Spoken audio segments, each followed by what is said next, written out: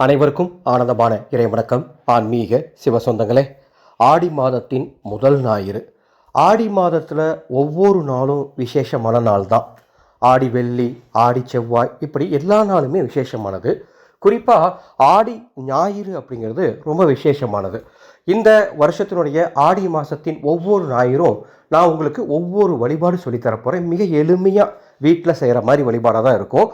உங்களுக்கு நல்ல பலன்கள் கிடைக்கும் வழிபாடாக இருக்கும். அந்த வகையில் ஆடி முதல் ஞாயிறு 19/7/2026 ஞாயிற்றுக்கிழமை ஆடி 3ஆம் நாள் குலதெய்வத்தையும் வீட்டு தெய்வத்தையும் வணங்கும் ஒரு எளிய முறையை சொல்லித்தர போகிறேன். ஆடியோ முழுமையாக கேளுங்க. இது வரைக்கும் இந்த சேனலை நீங்கள் சப்ஸ்கிரைப் பண்ணிக்கோங்க. ஒரு அறிவிப்பு: ஆடி மாத அமாவாசை ரொம்ப ரொம்ப முக்கியமான அமாவாசை. ராமேஸ்வரம் போன்ற புனித நீர்நிலைகளுக்கு சென்று உங்களுடன் வாழ்ந்து மறைந்த உங்கள் முன்னோர்களுக்கு பிண்ட தர்ப்பண காரியங்களை முறையாக செய்து கொள்ளுங்கள். அது ரொம்ப முக்கியம். உங்களுக்காக மட்டும் இல்லை, உங்கள் குழந்தைகளின் எதிர்காலம் நல்லா இருக்கணுங்கிறதுக்காகவும் முன்னோர்களுக்கு செய்ய வேண்டியதை கண்டிப்பாக நீங்கள் செய்யணும். ஒருவேளை உங்களால் போக முடியாத ஒரு சூழல் இருக்குன்னா, நமது ஆனந்தொலி அறக்கட்டளை ஆடி அமாவாசை அன்னைக்கு ராமேஸ்வரத்தில் வேத விற்பனர்களை கொண்டு எனது மேற்பார்வையில் பிண்ட தர்ப்பண காரியங்களை உங்கள் குடும்பம் சார்பாக குருமுகமாக செய்ய போகிறோம். அதற்கு பதிவு செய்ய மேலே உள்ள வாட்ஸ்அப் எண்ணுக்கு ஆடி அமாவாசைன்னு ஒரு மெசேஜ் அனுப்புங்க. பதிவு செய்யக்கூடிய குடும்பத்துக்கு ராமேஸ்வர கோடி தீர்த்தமும் பாதாள லிங்கத்தில் வைத்து உயிரூட்டப்பட்ட கயிறு பிரசாதமும் கொரியர் மூலமாக அனுப்பி வைக்கப்படும். ஆடி முதல் ஞாயிறு வாய்ப்பு இருக்கிறவங்க உங்களது குலதெய்வ கோயிலுக்கு போங்க. ஆடி ஞாயிறு அப்படிங்கிறது குலதெய்வத்தை வணங்க உகந்த ஒரு நாளாக நம்ம முன்னோர்கள் சொல்லியிருக்காங்க. உங்கள் குலதெய்வம் கோயில் போய், அந்த குலதெய்வம் கோயில் எங்கே இருந்தாலும் சரி, போய் அங்கே பொங்கல் வைத்து குலதெய்வத்தை வழிபாடு செய்வது வாய்ப்பு இருக்கிற அத்தனை பேரும் செய்யுங்க. அது ரொம்ப ரொம்ப நல்ல பலன்களை கொடுக்கும், தோஷங்களை போக்கும், குலத்தை காக்கும் குலதெய்வத்தின் அருள் பரிபூர்ணமாக கிடைக்கும். ஒருவேளை உங்களால் குலதெய்வம் கோயிலுக்கு போக முடியல, ரொம்ப தூரமாக இருக்குது, அல்லது வேலை பளுவின் காரணமாக போக முடியல அப்படின்னா வீட்டிலே கூட வழிபாடு செய்யலாம்.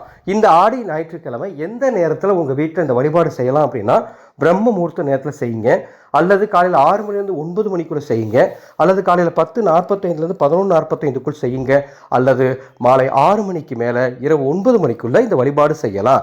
என்ன செய்யணும்னா, சர்க்கரை பொங்கல் வைங்க. நல்லா பக்தியோடு குலதெய்வத்தை மனசில் நினச்சிக்கிட்டு சர்க்கரை பொங்கல் வைத்து அதை ஒரு வாழை இலையில் பிரசாதமாக இட்டு அதை உங்கள் வீட்டு தெய்வத்திற்கும் குலதெய்வத்திற்கும் 2 விதமான படையலாக போடணும். சரிங்களா? ஒரு இலையில் உங்கள் வீட்டு தெய்வத்துக்கு, ஒரு இலையில் உங்கள் குலதெய்வத்துக்குன்னு 2 இலை போட்டு 2லையும் நீங்கள் சர்க்கரை பொங்கல் வைங்க. கூடவே பழங்கள், தேங்காய், உங்களுக்கு என்னென்ன வைக்க முடியுமோ அவ்வாறு சிறப்பாக வைத்து தூப தீபம் காட்டி 5 தீபங்கள் கிழக்கு அல்லது வடக்கு திசை நோக்கி ஏற்றி வையுங்கள். 5 தீபங்களும் நமது ஆனந்தொலி அறக்கட்டளையின் தயாரிப்பான கைலாசா தீப எண்ணெய் இருந்தால் அதை ஊற்றி தீபம் ஏற்றுங்கள், அல்லது நல்லெண்ணெய் ஊற்றி தீபம் ஏற்றுங்கள். கைலாசா தீப எண்ணெய் வேணுங்கிறவங்க மேலே இருக்கிற வாட்ஸ்அப் எண்ணுக்கு தொடர்பு கொண்டு பெற்றுக்கொள்ளலாம். அவ்வாறு தீபம் ஏற்றி முதல்ல விநாயகப் பெருமானை பக்தியோடு வணங்குங்க. விநாயகப் பெருமானை வணங்கிட்டு உங்களது குலதெய்வத்தை மனசார பிரார்த்தனை பண்ணுங்க.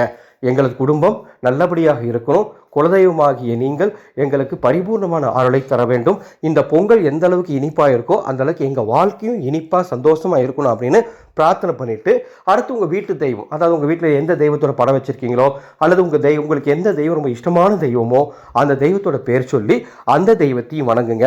அவ்வாறு சர்க்கரை பொங்கல் இட்டு உங்கள் குலதெய்வத்தையும் உங்கள் வீட்டு தெய்வத்தையும் பரிபூர்ணமாக ஆடி முதல் ஞாயிறு நீங்கள் வழிபாடு செஞ்சுட்டு அந்த பொங்கலை ஒரு 3 பேருக்கு பிரசாதமாக கொடுக்கணும். உங்கள் வீட்டு உறுப்பினர்கள் அல்லாத 3 பேர் அப்படி பிரசாதமாக கொடுத்துட்டு மீதி இருக்கிறத நீங்கள் பிரசாதமாக எடுத்துக்கொள்ளுங்கள். எளிமையான வழிபாடு செய்து பயன்பெறுங்கள்.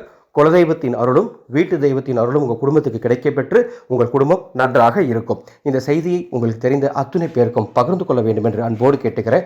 மேலும் ஆடி முதல் ஞாயிறு அன்னதானம் பண்ணிங்கன்னா இன்னும் பல அற்புதமான மாற்றங்கள் உங்கள் குடும்பத்தில் ஏற்படும். நமது ஆனந்தொலி அறக்கட்டளை ஆடி முதல் ஞாயிறு அன்று மிக சிறப்பாக அன்னதானம் செய்ய போகிறோம்.